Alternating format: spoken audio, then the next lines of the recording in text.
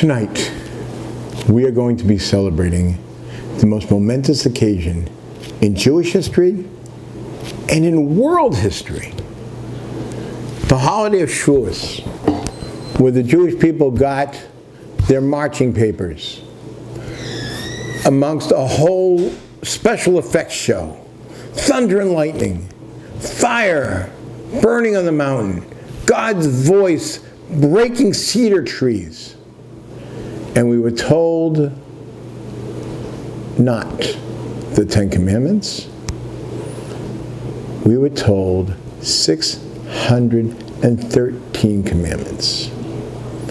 Yes, ladies and gentlemen, one of the fallacies that we've been taught in this country, maybe because of the movie with Charlton Heston, maybe because, I don't know why, mainly because people can't translate the Hebrew properly. Everybody understands that the original language of the Torah, or what we call the Bible, or what is called in English the Bible, the Old Testament, everybody knows the original language was Hebrew.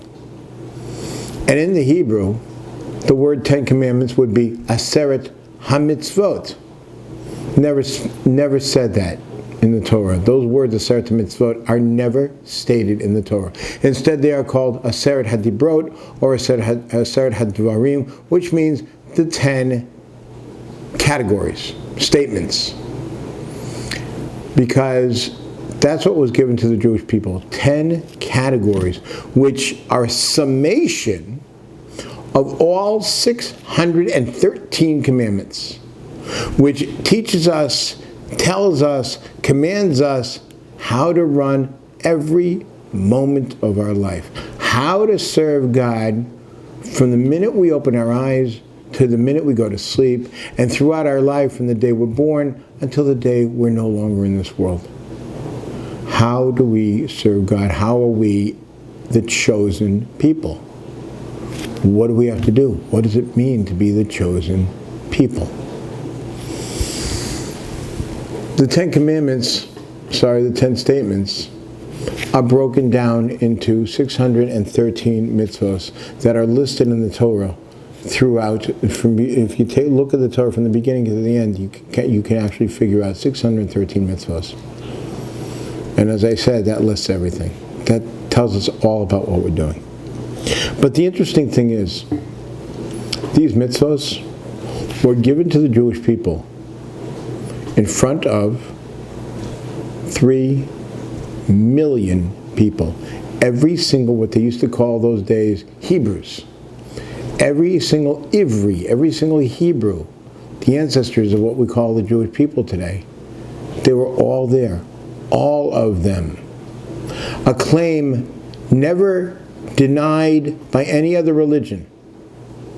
A claim never copied by any other religion. Meaning every religion says that they agree that God came to the Jewish people en masse and taught them His Torah. The pictures that we have in the movies where Charlton Heston goes up to the mountain and the Jewish people are left at the foot of the mountain by themselves, that's not how it worked. Moshe Rabbeinu was at the front of the line, of the front of the crowd, the assembly of all the Jewish people, and at the foot of the mountain with everybody else when God spoke to everyone. Only later, after they heard the 10 statements, did he go up by himself to learn the details. But everyone was there, and no religion denies that. Also, no religion makes that kind of claim. Every other religion started with 1 person, 12 disciples, 2 people, 3 people, whatever it is. But the members of the religion, the members of the people were not there. They were told later, accept me on faith. Accept what I said, accept what we saw. But the Jewish people were all told and shown the power of the Almighty through this whole special effects show.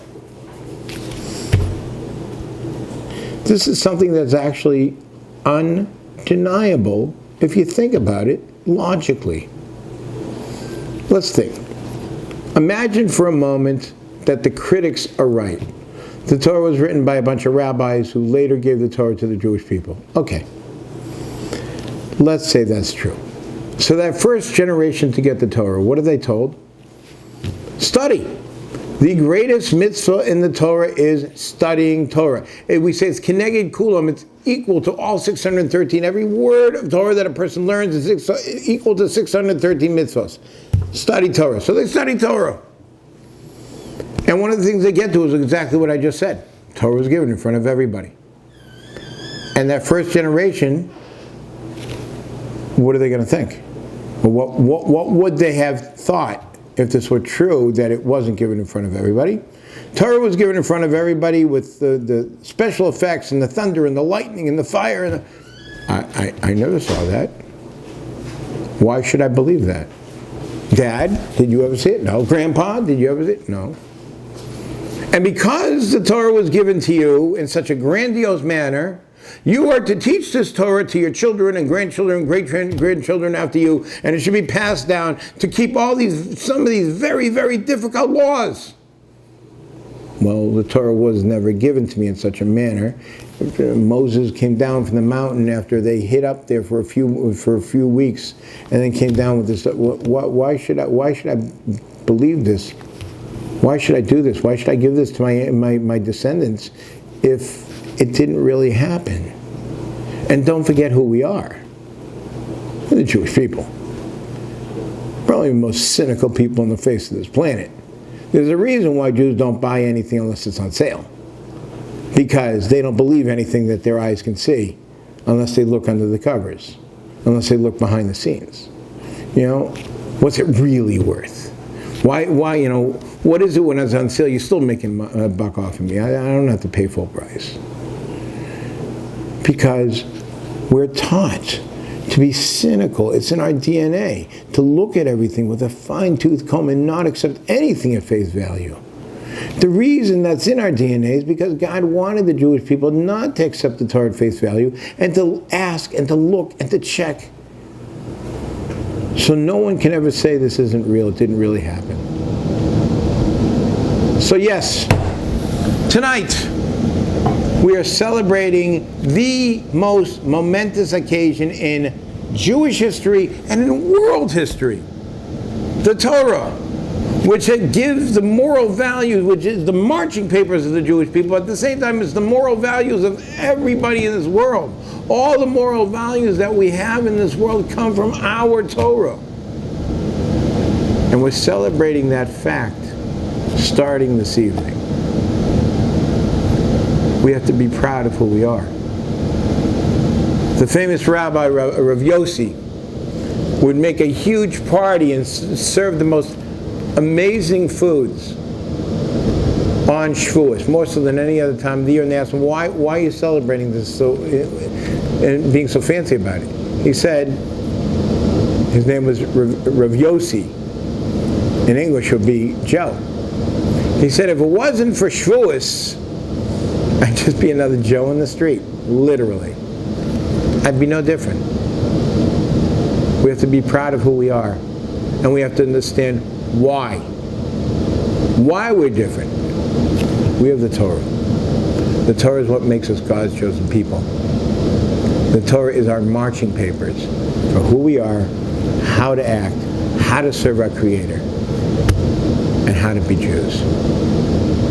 Have a wonderful, inspiring, and beautiful Yom Tov.